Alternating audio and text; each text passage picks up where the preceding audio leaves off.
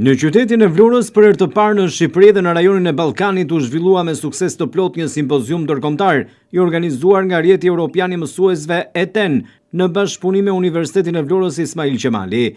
Aktiviteti treditor u mbajt në kuadër të temës Edukimi aktiv i qytetarisë për një shoqëri globale, duke sjellë së bashku rreth 180 profesor, studiues dhe akademik të njohur nga universitete të ndryshme europiane dhe më gjerë.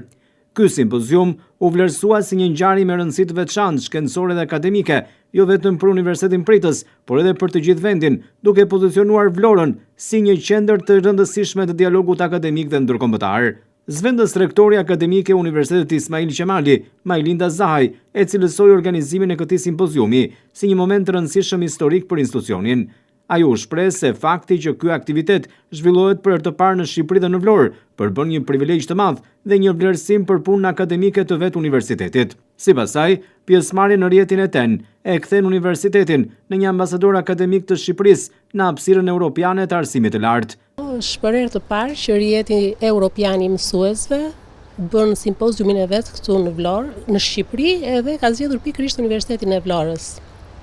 Ne ndihemi shumë të nderuar që ata kanë përzgjedhur qytetin ton, universitetin ton, kanë ardhur mbi 150 mësues dhe pedagog, profesionist nga gjithë vendet e Europës dhe të botës piles. Është një privilegj i madh për ne. Ku më bukur se sa në Vlorë mund të mblidheshin dhe të ktheheshin ambasador të universitetit dhe të qytetit ton dhe të Shqipërisë në vendet e tyre. Zahaj thekson rëndësinë e këtij bashkëpunimi ndërkombëtar dhe rolin që universiteti luan në ndërtimin e urave të komunikimit akademik mes vendeve të ndryshme. Diskutojnë rreth metodave më të avancuara të edukimit, qoftë për arsimin parashkollor, qoftë për arsimin universitar. Ka profesionistë të gjitha fushave të edukimit. Ndërsa koordinatorja lokale e rjetit ETEN, Universitetin e Vlorës Ismail Qemali, Eloina Tozaj, theksoi se universiteti është bërë pjesë e këtij rjeti ndërkombëtar prej 2 vitesh dhe se përfshirja në ETEN përbën një arritje të rëndësishme për institucionin.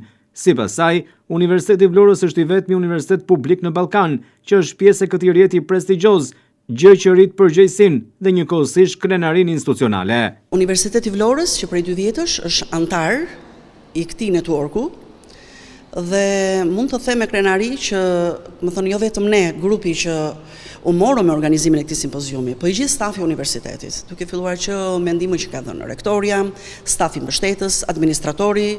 Pra, falënderim për të gjithë ata që kontribuan për organizimin e kësaj konference.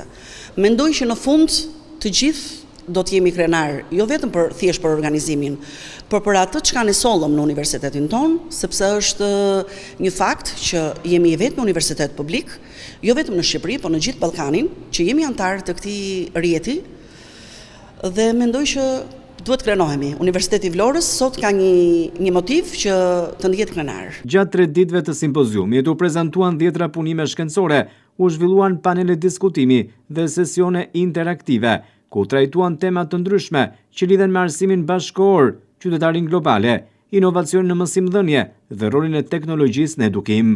Vlora, si qytet mikpritës dhe Universiteti Publik i saj, dëshmuan edhe një aftësinë për të organizuar ngjarje të nivelit të lartë ndërkombëtar, duke vendosur qytetin e Vlorës dhe Universitetin Ismail Qemali në artën e rëndësishme të aktiviteteve shkencore dhe edukative në rajon.